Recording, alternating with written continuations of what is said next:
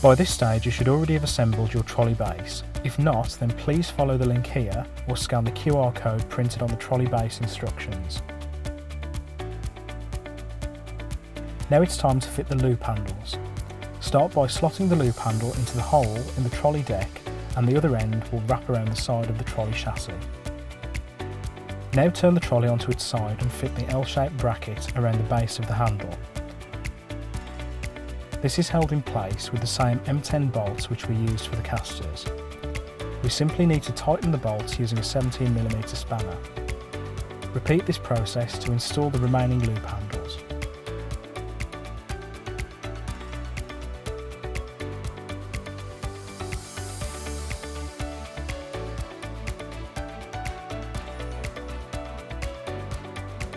Assembly videos for all of the trolley configurations can be found using the QR code printed on the assembly instructions. These are included in the handle carton.